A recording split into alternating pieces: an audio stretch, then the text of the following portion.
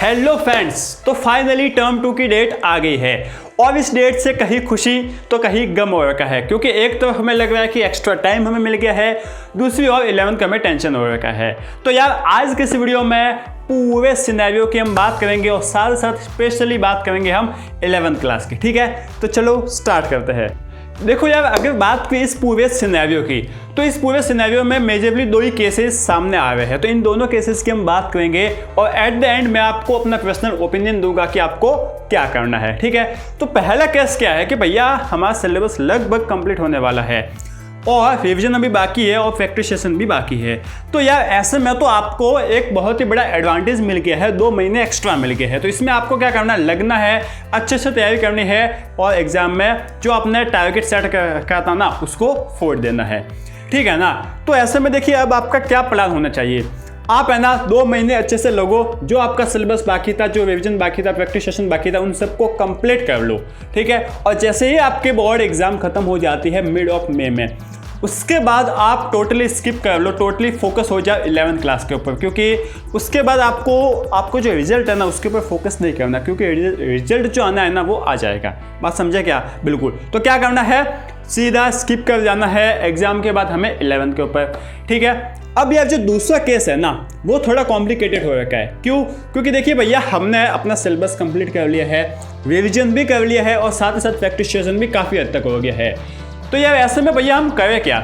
तो देखो यार, अगर आपका पूरा टारगेट टोटली आपने टारगेट सेट कर रखा है कि हमें तो IIT JEE या नीट ही करनी है, तो यार आप है ना जो आपका अभी जो फेब वाला और मार्च वाला टाइम है ना, उसमें जो स्टडी टाइम मिलता है ना उसका आधा टाइम 11 की किसी एक सब्जेक्ट को दे सकते हो। ज़्यादा ना लेना, किसी एक सब्जेक्ट को उठाओ और उसको दे सकते हो। जैसे कि मान लीजिए हम बात करें IIT JEE की, आपका ये टारगेट है, तो ये आप मैथ्स ले सकते हो। ठीक है ना, और फेब और मार्च का जो स्टडी टाइम है उसका आधा टाइम मैथ्स को दे सकते हो। इससे मैथ्स का काफ़ी हद तक पोर्शन कंप्लीट हो जाएगा।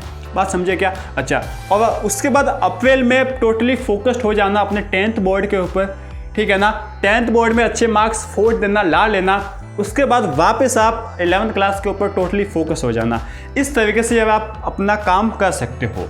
ठीक है, अब यार इन दोनों केसेस के अलावा यार देखिए एक मेरा पर्सनल ओपिनियन दूँ ना, तो देखो यार 10th के मार्क्स है ना वो कंसीडर किए जाते हैं, मैटर करते हैं। ठीक है ना, और मैटर करेंगे भी। तो यार आप कुछ ऐसा क्यों नहीं कर सकते? आपका जो टारगेट है ना भाई, जैसे मान लीजिए IIT JEE है, नीट है, कुछ भी टारगेट है ना, उस हिसाब से अपने 10th में भी 2 महीने में पढ़ाई करने लग जाओ। देखो आपने अपना सिलेबस तो कंप्लीट कर लिया है, रिविजन भी कर लिया है, प्रैक्टिस सेशन भी कर लिया है। तो अब है ना आप कुछ इस तरीके से पढ़ाई करो कि वो आपके आगे काम है। जैसे कि मान लीजिए आपको IIT JEE करनी है, वापस एग्जाम्पल लेते हैं, तो यार मैथ्स जैसे कि 10th क्लास में उसमें हम मैथ सब्जेक्ट लेते हैं, तो कुछ एक ऐसे चैप्टर्स है जो 11th में आने वाले हैं। जैसे कि हम बात करें ट्रिगो की, क्वाड्रेटिक इक्वेशन की, वो एज इट इज़ मतलब इससे थोड़ा ज़्यादा 11th में आएगा। तो क्यों ना आप इन चैप्टर्स को के जो क्वेश्चन है ना वो एडवांस लेवल के क्वेश्चन कर लो, जिससे क्या हो जाएगा भैया हमारा 11th का जो फाउंडेशन है ना वो स्ट्रॉन्ग हो जाएगा और साथ ही साथ 10th है ना उसमें हमारा जो प्रोबेबिलिटी है अच्छे मार्क्स लाने की वो भी बढ़ जाएगी। बात समझ रहे हो क्या? तो इससे विन विन कंडीशन दोनों तरफ हो जाएगी। इसी तरीके से बायो वाले भी, नीट वाले भी कर सकते हैं। बायोलॉजी एक सब्जेक्ट, आपको जो साइंस है ना उसमें बायोलॉजी के कुछ ऐसे चैप्टर्स होंगे, उनको आप एडवांस लेवल तक पढ़ लो, अच्छे से पढ़ लो, ताकि वो 11th में बस उसको एक बार पढ़ना ही पड़े। ठीक है ना, इस तरीके से आप तैयारी कर सकते हो। इसके अलावा दूसरा काम कर सकते हो जो कि है ना बहुत ही अच्छा है। क्या है भैया? देखो आपने लगभग सब कुछ कर रखा है। ठीक है, सब कुछ बोले तो प्रैक्टिस सेशन भी कर दिया है, आपने रिवीजन भी कर दिया है, सिलेबस तो हो ही गया है। तो आप अपने क्लासमेट या फिर 10th का कोई और बंदा है ना उसको समझा सकते हो। ठीक है ना, जो आपको टॉपिक्स आ रहे हैं, जो आपको चैप्टर्स आ रहे हैं वो समझा सकते हो। इससे क्या होगा, आप है ना उस सब्जेक्ट में एक्सपर्ट बन जाओगे। ठीक है, आपको तो फायदा हो गई, आपका तो भला हो गई, साथ साथ सामने वाला का भी भला हो जाएगा। विन विन कंडीशन होगी दोनों तरफ, वो भी आपको दुआ ही देगा और आपको भी काम आने वाला है, एक्सपर्ट बन जाओगे जब किसी को आप समझाओगे तो। ठीक है ना, या फिर एक और काम कर सकते हो, जो भी 9th वाले बंदे हैं वो भी 10th में आएंगे, 10th अपेयरिंग बंदे होंगे, उनको आप उनकी 10th स्टार्ट करा सकते हो। किससे भैया? टर्म 2 से। टर्म 2 के जितने भी चैप्टर्स है ना वो उनको आप पढ़ा सकते हो, जिससे होगा क्या, उनको तो फायदा हो गई, साथ साथ आप भी एक्सपर्ट बने हो। क्योंकि जब किसी को समझाते हैं, टीच कराते हैं ना, बहुत ही अलग ही एक्सपीरियंस होता है। तो यार इस तरीके से आप कर सकते हो।